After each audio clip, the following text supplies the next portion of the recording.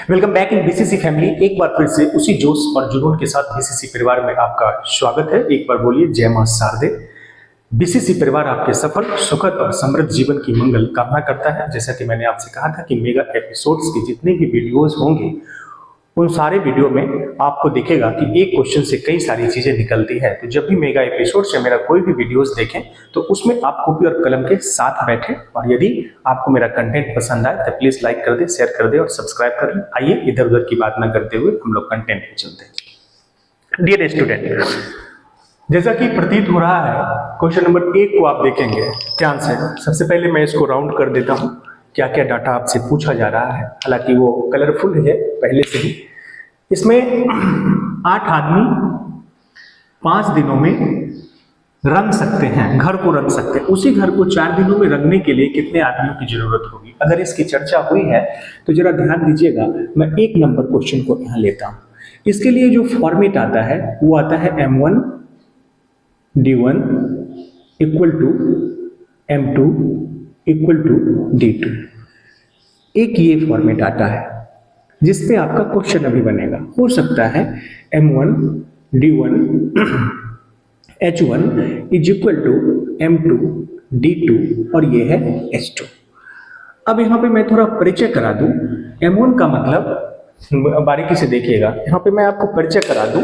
यहाँ पे जो आप M1 देख रहे हैं ये आदमी है या कोई काम करने वाला मशीन भी आप ले सकते हैं। जैसे आपसे कहते हैं कि 10 मशीन 10 दिनों में, तो M1 की जगह पर 10 रख सकते हैं। अगर आपसे वहां पर कहे कि 10 औरतें 10 दिनों में, तब वहां पर M1 की जगह पर औरत भी रख सकते हैं। बस एक ही शब्दों में मैंने आपसे कहा कि M1 का मतलब और M2 का मतलब कोई भी जो काम करने वाला हो, चाहे वो आदमी हो, औरत हो, जानवर हो, बकरी हो, गाय हो, कुत्ता हो, कुछ भी हो, उसको आपको समझना है। उसको आपको क्या समझना है?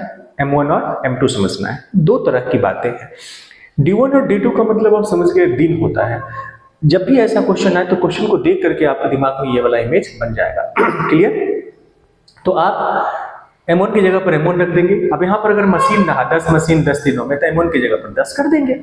अब देखिए तो इधर 2 बातें हैं, इधर 2 बातें हैं, दोनों तरफ मिला करके 4 बातें हैं। दोनों तरफ मिला करके कितनी बातें हैं? 4 बातें। इन 4 बातों में से अगर कोई भी 2 बातें, इन 4 में से कोई भी 3 बातें अगर आपके पास है, इन 4 में से कोई भी, इन 4 में से कोई भी 3 अगर आपके पास है तो चौथे की गारंटी। इसमें एक चीज और बढ़ गया, H1 और H2। H1 और H2 क्या बढ़ गया? इसमें H1 और H2 बढ़ गया। क्लियर? तो 3 और 3 6 बातें हैं। M1 के बारे में चर्चा कर दिया, M2 के बारे में चर्चा कर दिया, और H1 जो होता है आपसे कहेगा कि कोई व्यक्ति 10 दिनों में प्रतिदिन 5 घंटे काम करते हैं, तो वहां पर हम H1 को इंडिकेट करते हैं। और H1 क्यों लिया है इसका? क्योंकि ये आवर को इंडिकेट करता है। अब जरा गौर से देखिएगा इन चीजों को। क्लियर है? क्वेश्चन में इसकी जरूरत नहीं थी, लेकिन मैंने इसको भी लिख दिया कि हो सकता है कभी ऐसा मिले तो आप ऐसे बना सकते हैं। अब आइए, अब आपका क्वेश्चन में यहां से मैं इसको लेकर चलता हूं। ये क्वेश्चन है यहां से, अब ले लीजिए वहां से डाटा। 8 आदमी आप देख रहे हैं, तो क्या करेंगे? ये 8 है इंटू 5 दिनों में, तो D1 कितना है? 5 है, इज इक्वल टू उसी घर को 4 दिनों में, तो D2 दिया हुआ है 4। कितने लोगों की जरूरत होगी? तो बस क्या कर देना है? M2। कोई XY की जरूरत नहीं है। 4 से 4 दूना 8 काट दीजिए, 5 दूना 10। आपका आदमी की संख्या कितने आ गए? आदमी की संख्या 10 आ गए। जैसे लिखा हूं वैसे आप अरेंज करके कॉपी में लिख लेंगे, आपके लिए फायदेमंद होगा। अब देखिए, सिंपल सी बात। अब 2 नंबर क्वेश्चन को जरा देखिएगा। 2 नंबर क्वेश्चन में आप अगर बारीकी से देखेंगे तो आपको प्रतीत होगा, जरा ध्यान से देखिएगा। 2 नंबर में सबसे पहले इस क्वेश्चन को पढ़ लेते हैं। 8 पेंसिल बेचने पर एक दुकानदार को एक पेंसिल के विक्रय मूल्य के बराबर का लाभ होता है। लाभ का प्रतिशत क्या है? गौर फरमाइएगा। तो जब लाभ की बात आई है तो हम लोगों ने लाभ का फॉर्मूला आपको बताया था। मैं फिर से लिख देता हूं, जो चीज जितनी बार आएगा मैं उतनी बार लिख देता हूं। तो लाभ प्रतिशत बराबर होता है लाभ, लाभ प्रतिशत बराबर होता है लाभ गुने में 100, और नीचे में हो जाएगा आपका सीपी। सीपी बोले तो इसको हम लोग कहते हैं क्रय मूल्य। देखिए ये फॉर्मूला हो गया, हम नहीं भी लिखते तो काम चल जाता। तो लाभ कहां से लाएंगे सर? मेरे दोस्त दिया हुआ है, एक लाभ होता है, एक पेंसिल के विक्रय मूल्य के बराबर लाभ होता है, तो उसी को लाभ मान लीजिए। तो अगर इसको आप लाभ मान लेंगे तो लाभ गुने में 100 कर दीजिए, ये 100 तो फिक्स रहता है, क्योंकि परसेंटेज में जब कभी भी कोई बात आपसे पूछी जाती है तो आपसे ये होता है। अब जरा ध्यान दीजिए, लाभ गुने 100 बटे में सीपी। अब 1 गुने 100 तो सीपी क्या होगा सर, 8 होगा? नहीं मेरे दोस्त, 8 पेंसिल बेचा गया तो मान लो कि 8 रुपया में बेचा गया। 1 पेंसिल के बराबर उसको विक्रय मूल्य के बराबर लाभ होता है। तो वो जो 8 है वो तो विक्रय मूल्य है, यानी एसपी है, उसमें से आप अपना लाभ को हटा दीजिए, उसमें से आप अपने लाभ को हटा दीजिए। तो वो लाभ कितना है, 1 रुपया है। यानी आपने तो फायदा लेकर बेचा है ना, यानी 8 को बेचने का मतलब आप प्रॉफिट ले चुके हैं, 1 प्रॉफिट लिए हैं। तो यह 1 जब घटा दीजिएगा 8 में से तो आपको मिल जाएगा 7। देखिए सिंपल सी बात हो गया, 100 बटा 7% आपका आंसर हो गया। क्लियर? अब जरा ध्यान दीजिए, ऑप्शन से भी पकड़ने का तरीका थोड़ा सा, 7 से इसको भाग दीजिएगा तो 7 का 7, 10 में से 7 गया 3, और फिर एक 0 उतारिएगा, 7 चौका 28 हो जाएगा, जिसमें मुझे दिख रहा है कि 1 और 4 है। अब डेसिमल के बाद नहीं जाना है, अगर सब में 14 रहता तब मुझे डेसिमल के बाद भी जाना पड़ता, लेकिन क्या जरूरत है, मुझे मिल गया 14, मुझे बाद में चेक करने की जरूरत नहीं है, इसलिए आपका आंसर हो गया ये नंबर, डी नंबर। अब चलिए, अब इसमें जब बातें चली है तो एक और चीज लिख लीजिए। मान लीजिए कभी आपसे हानि प्रतिशत पूछ दे, क्या पूछ दे, हानि प्रतिशत पूछ दे, तो बस सिंपल, यहाँ पर लाभ था तो यहाँ पे क्या हो जाएगा, यहाँ पे हो जाएगा हानि गुने 100 क्यों, परसेंटेज वाला डाटा है, और नीचे में सीपी, इसमें भी एक नया चीज ये भी आप नोट कर लेंगे। देखिएगा आपका क्वेश्चन का कहां से बना था, इससे बना था, एकदम अरेंज करके लिख लीजिए। स्टार का मतलब क्वेश्चन से रिलेट करके जो दूसरी बातें हैं वो मैं आपको बता रहा हूं। अब जरा ध्यान दीजिएगा, क्वेश्चन नंबर 3 अगर आप स्क्रीनशॉट लेना चाहते हैं तो स्क्रीनशॉट ले सकते हैं, आपके लिए ये फ्रूटफुल होगा। आइए अब 3 नंबर क्वेश्चन की ओर चलिए, ध्यान से आप लोग पढ़ेंगे और स्क्रीनशॉट ले सकते हैं। यदि आपको स्क्रीनशॉट लेना है तो आप स्क्रीनशॉट ले लीजिए, ये आपके लिए फ्रूटफुल हो। यदि कंटेंट पसंद है तो प्लीज लाइक, शेयर और सब्सक्राइब करना नहीं भूलें। आइए, अब जो सवाल है वो सवाल है आपका 3 नंबर, जरा ध्यान से देखिएगा। क्या सवाल है आपका, 3 नंबर सवाल है। स्क्रीनशॉट ले लिए होंगे, कॉपी बना लीजिएगा आप। ये एसएससी, जीडी, एमटीएस, सीएचएसएल के लिए भी काफी फ्रूटफुल होने वाला है, इसलिए जो भी बच्चे हैं वो इसको देख कर जाएं। अब आइए, मैं 3 नंबर सवाल में देखिएगा कितनी सारी बातें 3 नंबर में होने वाली है। पहले सवाल की बारीकियों को पढ़ते हैं। सवाल में कहता है कि राज की आय 4500 रुपया है और उसका व्यय 33,000 रुपया है, और उसका व्यय कितना है, 33,000 रुपया है। व्यय का मतलब खर्चा बोलते हैं। यदि उसका आय 20%, यदि उसकी आय में 20% और उसके व्यय में 12% की वृद्धि होती है तो बचत में कितने प्रतिशत की वृद्धि होगी, ये आपको बताना है। तो देखिएगा जरा ध्यान से, ये रहा आपका 3 नंबर क्वेश्चन। तो सबसे पहले इसके तरीका को समझिएगा। आई की चर्चा हुई है तो ये है आपका आई इक्वल टू होता है ई, और ई प्लस एस। आई मतलब आमदनी, ई मतलब खर्चा जिसको हम व्यय भी बोलते हैं, और एस मतलब बचत। ये फॉर्मेट तो जरूर ध्यान में रखिएगा हमेशा, जब भी इनकम यानी खर्चा और बचत से रिलेटेड कोई भी क्वेश्चन अगर आपको मिलता है तो उसमें इसकी भूमिका महत्वपूर्ण हो जाती है। अगर ये 3 बातें अगर आप नहीं जानते हैं तो मुझे लगता है कि आपका इससे रिलेटेड क्वेश्चन आपसे नहीं बनेगा। तो ये बेसिक तथ्य आपको जानना है। अब जरा आइए, मैं अगर आपसे कहूं कि सर ई के लिए क्या हो जाएगा और एस के लिए क्या हो जाएगा, तो मेरे दोस्त आप अपने आमदनी में से अपने सेविंग को घटा लीजिए। आप अपने आमदनी में से अपने सेविंग को घटा लीजिए। सेविंग के लिए क्या हो जाएगा, आप अपने आमदनी में से ई को घटा लीजिए। आप अपने आमदनी में से ई को घटा लीजिए। मोटे तौर पर अगर मैं आपसे कहूं तो ये समझना है कि आपको अपने आमदनी में से खर्चा को हटा दीजिए तो बचत मिलेगा, और आप अपने आमदनी में से बचत को हटा दीजिए तो आपको क्या मिलेगा, खर्चा मिलेगा। बचत को हटा दीजिए तो खर्चा मिलेगा, और अपने खर्चा और बचत को जोड़ दीजिए तो आपको आमदनी मिलेगा। तो कितनी सारी बातें मैंने आपसे कर दिया, देख लीजिए। अब आइए क्वेश्चन की तरफ चलते हैं। अब क्वेश्चन में क्या कहता है, देखिएगा क्वेश्चन में कहता है कि इनकम आपका 45,000 है। कितना है इनकम, 45,000 इनकम है। आपका व्यय दिया हुआ है, व्यय मतलब खर्चा, खर्चा कितना दिया हुआ है 33,000 आपका खर्चा दिया हुआ, ध्यान दीजिएगा 33,000 खर्चा दिया हुआ। तो मेरे दोस्त ध्यान दीजिए, तो 3 डाटा है, 3 में से कोई 2 अगर आपके पास है तो चौथे की तीसरे की गारंटी। इनकम आपके पास है, एक्सपेंडिचर मैंने क्या कहा था, आप अपने आमदनी में से, मैंने क्या कहा था, आप अपने आमदनी में से किसको घटा दीजिए, आप अपने आमदनी में से किसको घटा दीजिए, आप अपने आमदनी में से किसको घटा दीजिए, इनकम को घटा दीजिए। देखिए तो थोड़ा घटाने का भी तरीका सीखिए। 5 अंक यहाँ भी है, 3 0 कॉमन है, तो 3 0 तो होगा ही होगा, 3 0 तो होगा ही होगा। 3 0 आपने कर लिया, 0 से 0 घट रहा है तो 0 ही होता है। अब 5 में से 3 गया 2 हो जाएगा, 5 में से 3 गया 2 हो जाएगा, और 4 में से 3 गया 1 हो जाएगा। बारीकी से देखिए, समझना है। इस क्वेश्चन को बनाने के लिए मात्र 10 सेकंड चाहिए मुझे, और आपको भी 10 सेकंड में बन जाएगा जब आप थोड़ा सा एक्सपर्ट हो जाएंगे तब। अब जरा ध्यान से यहाँ पर समझिएगा कि इनकम है, एक्सपेंडिचर है और ये सेविंग है। अब आपसे कहता है कि उसकी आय में 20% की वृद्धि, ध्यान दीजिएगा, इसकी आय में 20% की वृद्धि, आय में 20% की वृद्धि का मतलब 120/100। दूसरा संदर्भ भी समझ लो, अगर इसी तरह कहता है कि इसकी आय में 20% की कमी, तो हम क्या करते हैं, गुने में 80/100 कर देते हैं। अब देखिए ये संदर्भ देखिए, अब कहता है यहाँ पर 33,000, क्या कहता है 33,000, इसमें 12% की वृद्धि, तो बटे में क्या हो जाएगा 100। अगर 12% की वृद्धि कहा तो 112, और अगर 12% की कमी कहता तो 88 कर देता। क्लियर। अब जरा ध्यान दीजिए, ये 00 से 00 कैंसिल, 00 से 00 कैंसिल।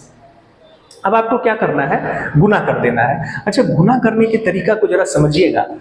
गुना करनी, ये 45 है, 120 है, तो 0 तो फिक्स है। 12 का टेबल आप जानते हैं, यहाँ 45 का भी टेबल आप जानते हैं। देखिए पूरे 45 को ले लीजिए, इसको 2 से गुना कर दीजिए, तो 45 दूना 90, 0 तो लग जाएगा बाद में। 2 से किसको गुना कर देना है, 45 को, 45 दूना 90, किसको गुना कर देना है 2 से, 45 दूना 90। अब फिर इस पूरे 45 को उठा लीजिए, 1 से गुना कर दीजिए, तो 1 अंक छोड़ के पूरे 45 हो जाएगा 0, 9 5 14, 4 1 5, और 1 0 आपका बढ़ जाएगा, यानी 5 4 0 0। ध्यान दीजिएगा, 5 4 0 0, माफ कीजिएगा, एक और 0 है, एक और 0 है, ये 0 और ये 0 बचा हुआ है। नेचुरल सी बात है, 45,000 बढ़ा है तो ज्यादा होगा ही होगा। गुना करने का तरीका मैंने आपको सिखा दिया, इसको मिटा दीजिए। 33 का टेबल पढ़ना आपके लिए टफ होगा, लेकिन मैं कहूंगा कि इस 33 का टेबल पढ़ना आपके लिए टफ नहीं है, आसान है। पूरे 33 को उठा लीजिए, 33 को उठा लीजिएगा, इसको 2 से गुना करिए, 33 दूना 66। पूरे इस 33 को 1 से गुना करिएगा, एक अंक छोड़ के, जैसे करते हो इसी पूरे 33 को 1 से कर दीजिए। अब फिर 33 को 1 से कर दीजिए। हर चीजें बताऊंगा मैं, 6 6 3 9, 3 3 6 और 3। देखिए तो सिंपल है, 1 0 आपके पास और है, 1 0 आपके पास और है, 3 6 9 6 0, कोई दिक्कत। अब आपसे देखिए कितना बेहतरीन तरीके से मैं बताया हूं, आप इसका स्क्रीनशॉट ले सकते हैं ताकि आपको दिक्कत न हो। अब जरा ध्यान दीजिए, हमें क्या करना है कि ये सेविंग तो इससे आया था, अब इससे भी तो सेविंग आएगा, तो क्या करिए, घटा दीजिए, यहां पर ले लीजिए 6960। क्लियर। अब जरा ध्यान से देखिएगा, 0 का 0, 10 में से 6 गया 4, 10 में से 6 गया 4, 9 में से 9 गया 0, ये 3 है। फिर इससे लीजिएगा 13, 13 में से 6 जाएगा तो 7, और ये कट गया। क्लियर, क्या हो गया, कट गया। तो आपका सेविंग कितना आया, 7040, 7040। कहीं गलतियां तो नहीं हो रही है, 7040, कहीं गलती, ठीक है। तो बचत में कितने प्रतिशत की वृद्धि होगी, तो वो 12,000 है, ये 7,000 है। वृद्धि कहाँ से लाए,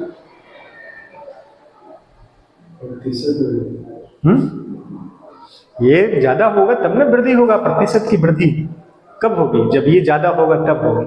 या तो यहाँ पर हमको लगता है आपने कमी पूछ रहा होगा, लेकिन कमी तो होगा नहीं, क्योंकि दोनों बढ़ रहा है तो सेविंग भी बढ़ेगा ही बढ़ेगा। 120 बढ़ा है, वो 12% बढ़ गया है, तो दिक्कत तो कहीं है। एक बार फिर से चेक कर लीजिएगा। चलिए, हो सकता है, हो वाह, देखिए हमारी टीम कितनी कंसस है, कुछ ही दिनों में तहलका मचाए हुए हैं। 17,040 रुपया है आपका, घटाने में दिक्कत हुई थी, माफी चाहूंगा मैं। देखिए कितनी साफ सुथरा है, समझिएगा। आपको एग्जामिनेशन हॉल में इतनी लंबी सांस लेकर के क्वेश्चन नहीं बनानी। ये लंबी सांस लेकर मैं आपको क्यों बता रहा हूँ, एग्जामिनेशन हॉल में आप इसको अच्छे से कर सकें। अब देखिए आपसे कह रहा है सेविंग प्रतिशत, देखिएगा सेविंग मैं एकदम लिख के सजा दे रहा हूं। सेविंग प्रतिशत, प्रतिशत में क्या चाहिए, प्रतिशत में तो 100 तो चाहिए ही, पहले ही लिख के निश्चिंत हो जाए। कितना बढ़ा, तो 12,000 में कितना बढ़ा, तो पहले 12,000 भी नीचे लिख लीजिए, ऊपर में क्या होगा उसको देखिए। 17,000 में से 12,000 को घटा दीजिए। 17,000 में से 0 का 0, 4 का 4, 0 का 0 और 7 में से 2 गया 5, ये रहा आपका। अब जरा ध्यान दीजिएगा, कितना सिंपल कितना सुगम। 00 से 00 कट जाएगा और ये आपका 10 से 10 कट जाएगा। देखिए कितना सिंपल, 12 से काट देंगे, 12 चौक 48, 10 में से 8 गया 2, 12 दूना 24। कितना सिंपल कितना सुगम। 42% आपका रिजल्ट आ गया, 42%। कितनी खूबसूरती से मैं आपको बताया हूँ। कंटेंट जरूर पसंद आएगा, ऐसा कंटेंट आपको यूट्यूब के में तो नहीं मिलेगा, मैं आपको इसकी गारंटी लेता हूँ। आप ध्यान दीजिएगा। आइए, तो 3 नंबर को मैंने बड़ी बारीकी से बताया, आप ध्यान से उसको नोट कर लेंगे। अब 4 नंबर की तरफ चलता हूं, जिसमें भी बहुत सारी चीजें हैं जिसकी मैं चर्चा अभी करने वाला हूं। आइए स्क्रीनशॉट ले सकते हैं। कुछ बैकग्राउंड से आवाज आपको मिल रही होगी, ये कुत्ते की भौंकने की। तो ये जो कुछ बैकग्राउंड से आवाज मिल रहा है उसके लिए मैं खेद प्रकट करना चाहूंगा, क्योंकि मेरे पास डिजिटल स्टूडियो और महंगी आइटम नहीं है डिजिटली जिससे इस आवाज को कम किया जा सके, लेकिन I will try my best कि मैं इसको फुलफिल करूँ। आइए अब मैं लेकर चलता हूँ आपको क्वेश्चन नंबर 4 की तरफ। देखिएगा आपने क्या देखा, 1 नंबर में कुछ और देखा, 2 नंबर में कुछ और देखा, 3 नंबर में कुछ और देखा और 4 नंबर में कुछ और देखा, 4 नंबर में कुछ और देखा।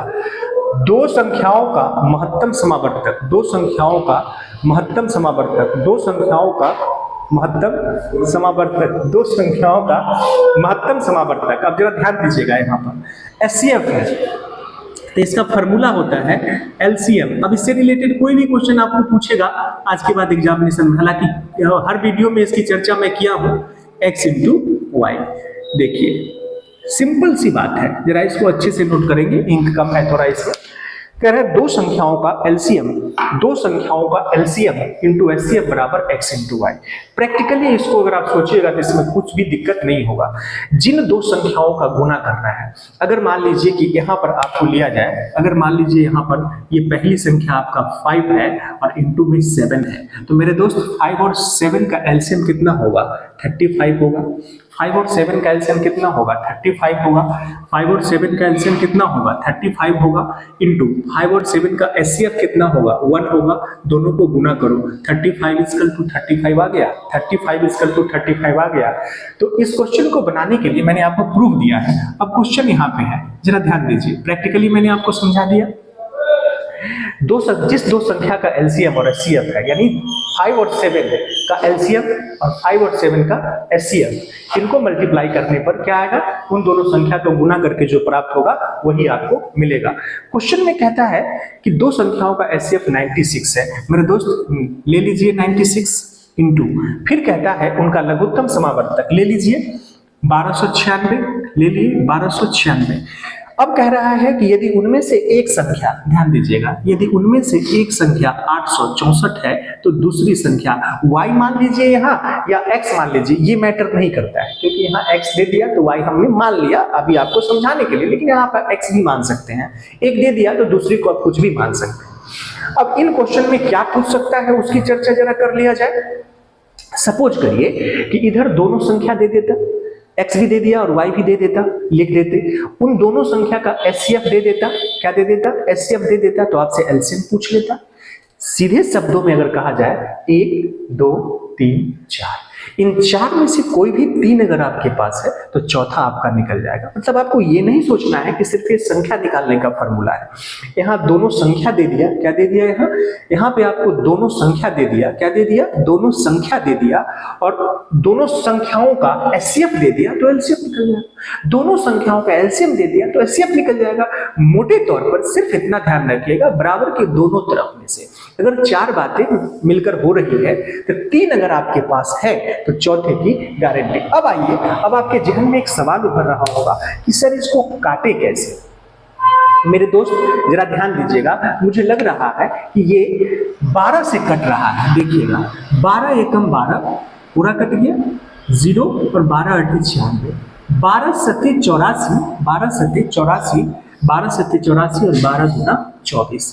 फिर आप 12 से ही काट दीजिए, 12 8 96, अब 12 6 से इसको काट दीजिए, 6 एकम 6, 10 में से 6 गया 4, 6 8 48, 18 8 144 होता है जो आपका आंसर यहाँ पे दिख रहा है। तो आपको संख्या मिल गया 18 8 कितना, 144। क्या मिल गया, 18 8 144। क्या मिल गया आपको, 18 8 144। आपने देखा मैंने इस फॉर्मेट को प्रूव भी कर दिया कि क्या है इसका मीनिंग, और उसके बाद क्वेश्चन के जरिए मैंने कर दिया।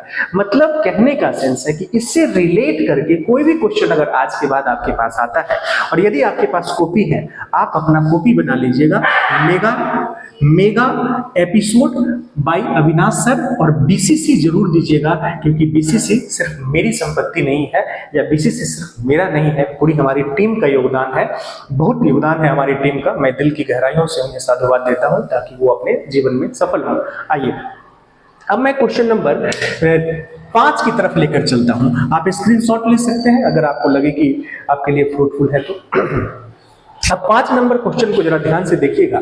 5 नंबर क्वेश्चन में कह रहा है कि एक धनराशि, अब देखिए जब यहाँ पे एक धनराशि 5% वार्षिक साधारण ब्याज पर 3.1/4 वर्ष के अंत में 2790 हो जाता है तो निवेश की गई राशि कितनी थी।